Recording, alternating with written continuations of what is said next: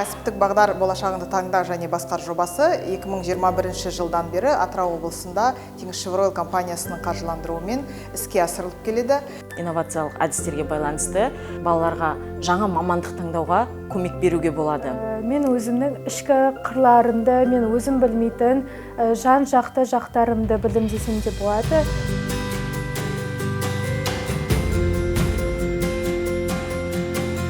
Мыңнан астам оқушы 14-17 жас аралығындағы жас өспірімдерге өздерінің мықты жақтарын, күшті жақтарын анықтауға, өздерінің бағдар беріп, қай мамандықты таңдауға көмек берген жоба.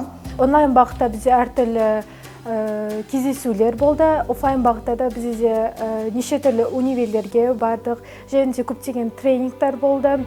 С разным посланием, ты послание и я послание. Ты можешь поступить в любой университет, в который ты хочешь.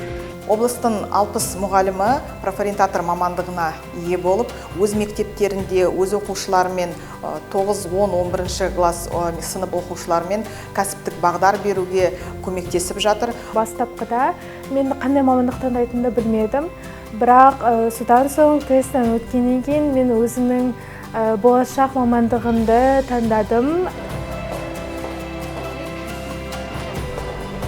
Біз үшай интегрити қоғамдық қорының қолдауымен кәсіби бағдар беру бағдарламасы бойынша үшай курстан өткен едік. Сол курста біз көптеген жаңашыл өзімізге керек бағдарламаларды игердік. Және де солармен қатар біз балаларға сауалнама өткізу арқылы олардың қандай мамандық иесі бола алатыны туралы сол жағына көмектесе аламыз.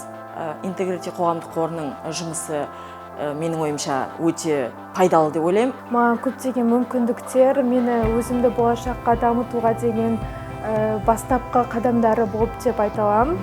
Бағдарға өтілген 2 күн үшін үлкен рахмет. Вообще, это очень удивительно, что мы знакомы только 2 дня.